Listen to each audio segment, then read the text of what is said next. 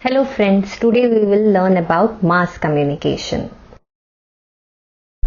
First we will learn about the definition of mass communication by Melvin DeFleur and Everett Dennis.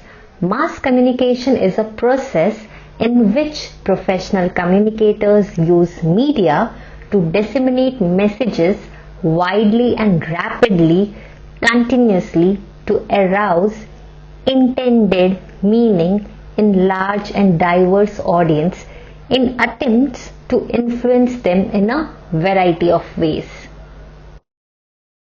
So, the meaning of mass communication is the process of creating, sending and receiving messages to large, anonymous and diverse audience using communication technologies. I will make it more simpler.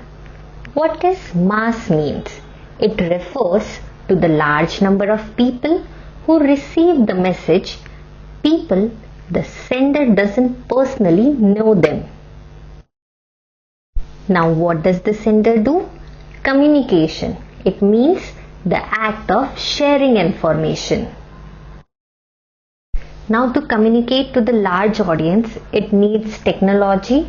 So technologies like TV, website, radio, newspapers are all used for mass communication.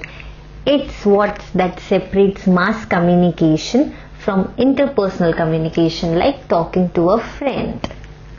Because to talk to a friend, you don't need a TV, you need a telephone. Now let us understand the functions of mass communication. So the very first function is it informs the public. Second, it's educate and it raises awareness. Third, it gives entertainment to a large audience through various forms of media content. And the fourth one is it is influencing public opinion, attitudes and behavior through passing the message. So now understand the importance.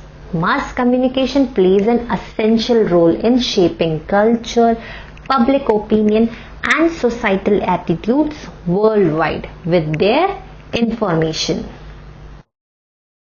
So my dear friends, thank you for watching my video, and if you like my video then please do not forget to like, share and subscribe.